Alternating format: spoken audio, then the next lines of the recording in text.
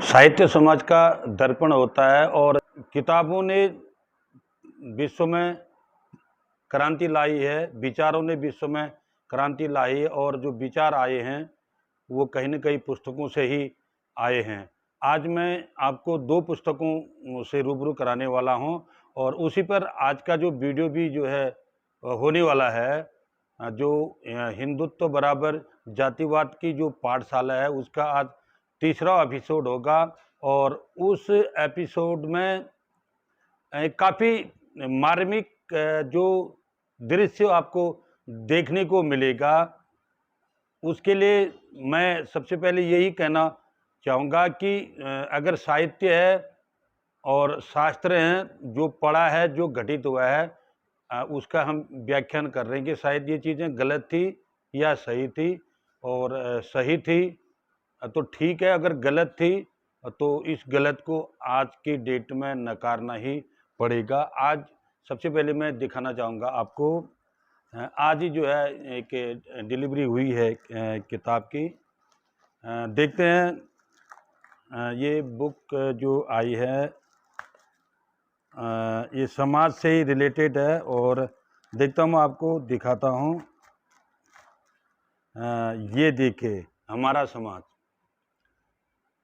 मैंने पिछले अंक में आपको जो दिखाया था कि हिंदुत्व जो हिंदू को ही ले डूबा, शांताराम बे। आज जो है आप देखें उन्हीं की जो ये किताब है, शांताराम बे, हमारा समाज। देखते हैं कि हमारा समाज का मतलब क्या है, ये कौन सा समाज है और इस समाज को अभी आगे बढ़ने के लिए किन चीज़ों की ज़रूरत है। और दूसरी किताब और मेरे पास है, राम राज्य बनाम संभोगवध।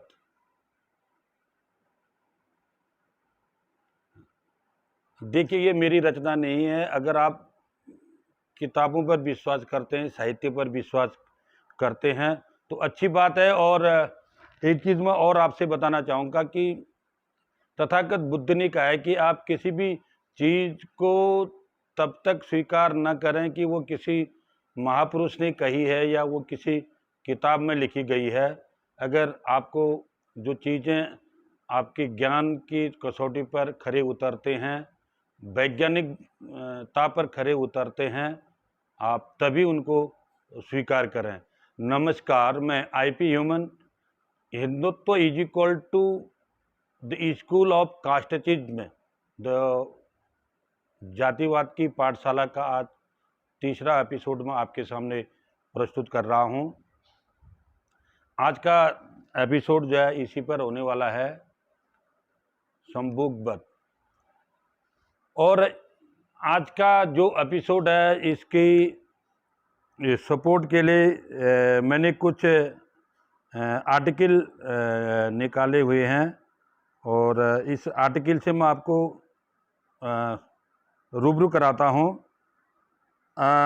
देखिए पिछले एपिसोड में मैंने जो बताया था वो महाभारत का कथानक था कि किस तरह से एक प्रतिभावान शूद्र एकलव्य को एक द्रोणाचार्य ने अपना शिष्य मानने से इनकार कर दिया था और अंततः वो अपनी प्रतिभा के बल पर इतना आगे पहुंचा, अंततः उसको अपना अंगूठा गुरु दक्षिणा के रूप में देना पड़ा।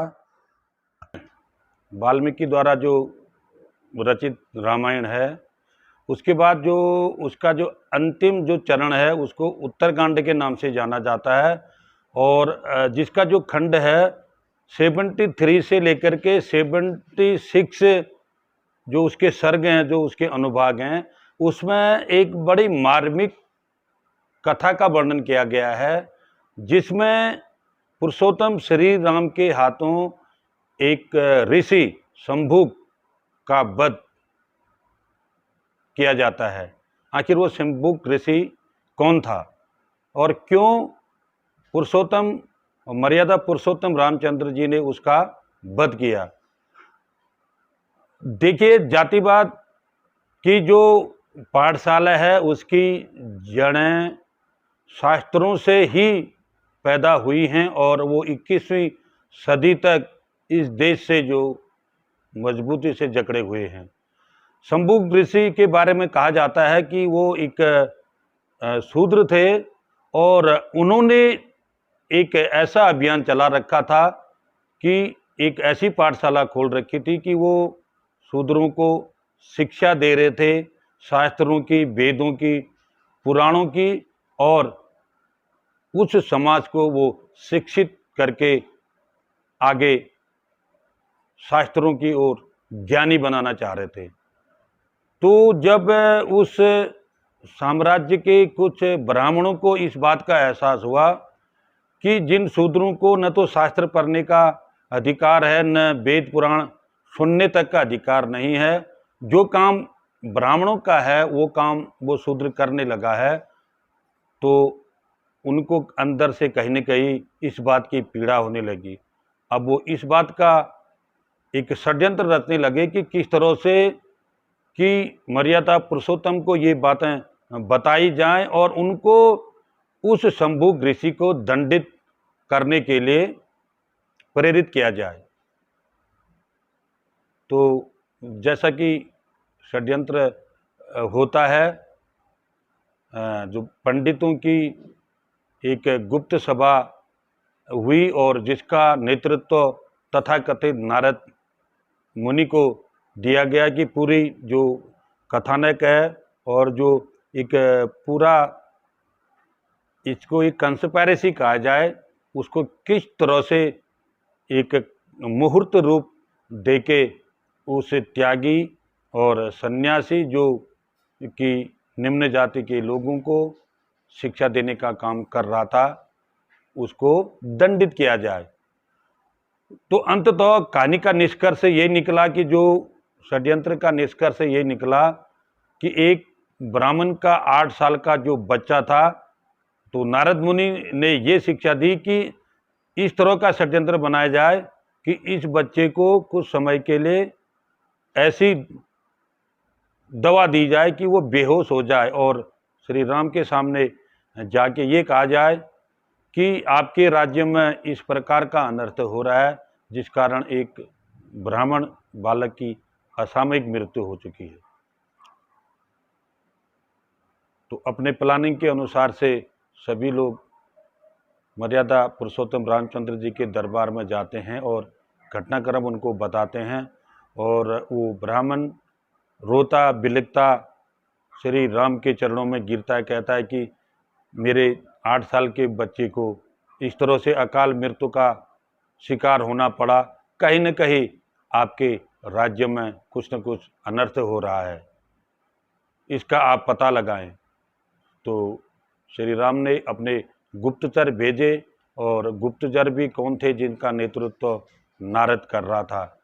तो वो सीधे उस शंभु ऋषि के पास जाते हैं, जो अपनी अखंड तपस्या और अपने आश्रम में कई नर नारियों को, ये कहा जाए कि शूद्रों को, निम्न जाति के जिनको अछूत माना गया था, उनको वो शिक्षा देने का काम कर रहे थे।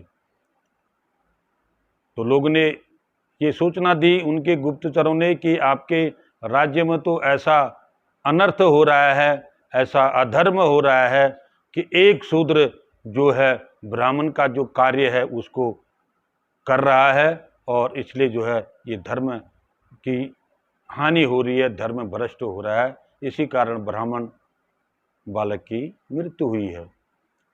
तो श्री रामचंद्र जी उधर जाते हैं, तो शंभु ऋषि से कहते हैं कि तूने ये कदम कैसे उठा लिया, जबकि उसकी जो पत्नी होती है शंभु ऋषि की, वो उनके सामने बिलखती है, रोती है, कहते हैं कि प्रभु मेरे पति का कोई दोष नहीं है, ये तो मात्र जो अज्ञानी लोग हैं जिनको दरकिनार कर दिया गया है, जो अछूत हैं, उनको ये मानवता का पाठ पढ़ा रहे हैं, ये शिक्षा देना ये कौन सा अधर्म का काम है। लेकिन कहीं न कहीं इस घटनाक्रम से मर्यादा पुरुषोत्तम राम के चरित्र पर भी कुछ न कुछ दाग लग जाता है। वो किसी की नहीं सुनते हैं और तुरंत ही शंभु ऋषि का वो गला धड़ से अलग कर देते हैं।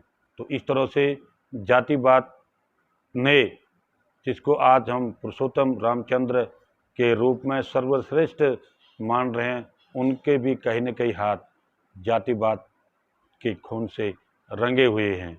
ये मैं नहीं कह रहा हूँ, ये एक आर्टिकल ये छपा हुआ था, ये नवभारत टाइम्स में। इसमें आप पूरी तरह से इस कथानक को दर्शाया गया है। हो सकता है कि कहानी काल्पनिक हो, लेकिन अगर ये कहानियाँ काल्पनिक हैं तो इसका मतलब कहीं न कहीं जो शास्त्र हैं, जो ग्रंथ हैं, वो भटकाने वाले हैं। तो हमें अगर आवाज़ उठानी है तो ऐसे साहित्य पर, ऐसे ग्रंथों पर आवाज़ उठानी है जो समाज की मर्यादा के खिलाफ हैं और जो समाज में जातिवाद और भेदभाव को बढ़ावा देने वाले हैं। इस एपिसोड का, इस वीडियो का मकसद ये धार्मिक भावना को ठेस पहुंचाना नहीं है और न ही मर्यादा पुरुषोत्तम रामचंद्र के करैक्टर पर किसी तरह का लांछन उठाने का है।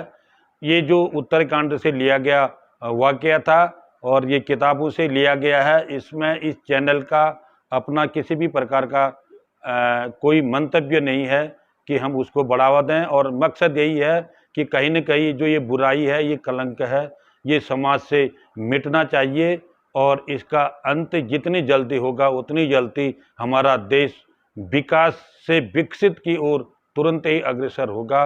और वो दिन दूर नहीं होगा जिस दिन भारत जो है विश्व में अपना पूरा तिरंगा लहराएगा। इन्हीं शब्दों के साथ आपकी यात्रा बुद्धमय हो, आप भी भयमुक्त हों और भारत भी भयमुक्त हो। जय भीम, जय भारत।